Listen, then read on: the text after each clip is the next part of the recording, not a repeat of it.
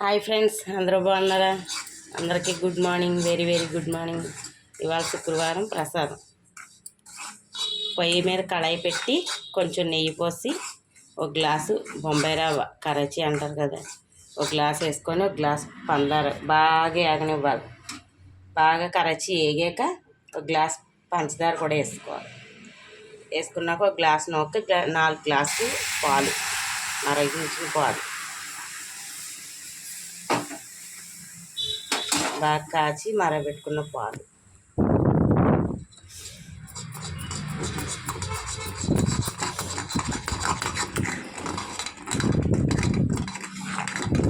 చూసారా ఎలా వచ్చిందో.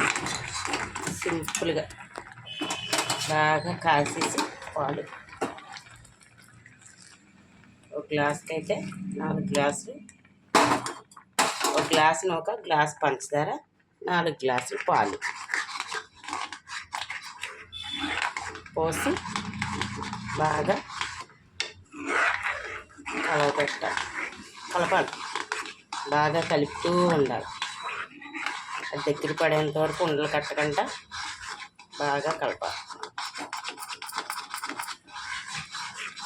కోవాలా వస్తుంది.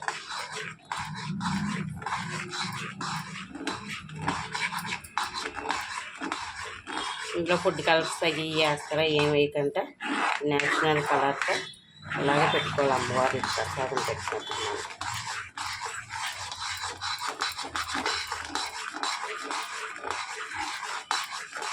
పాలకోవాలా రెడీ అవుతుంది.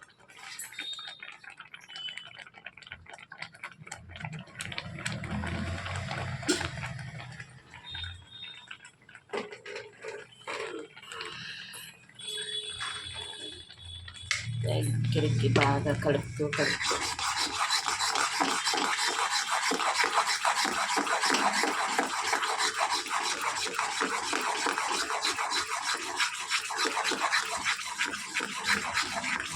ఓపుకున్నంత మట్టి బాగా కలపాలి.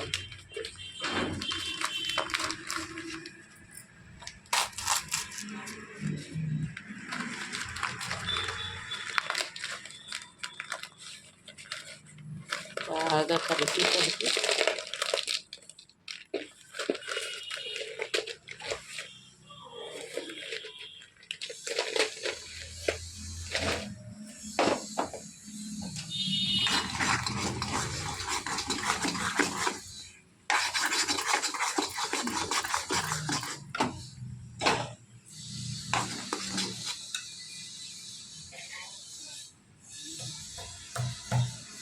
కలుపుతూ ఉండాలి.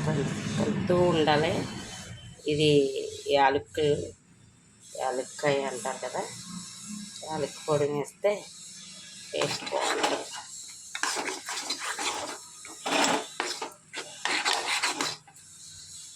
స్టవ్ కట్టేయాలి. ఇలా దగ్గర పట్టారు కదా, యాలకుల పొడి వేసి స్టవ్ కట్టి బాగా పట్టాలి. ఒక గ్లాస్ పంచదార, గ్లాస్ కరచి, 4 గ్లాసులు నీళ్ళు.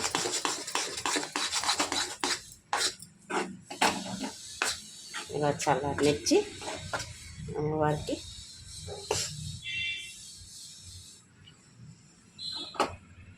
గిన్నెలోకి తీసుకొని ప్రసాదం పెట్టుకోవటం. Okay friends, bye.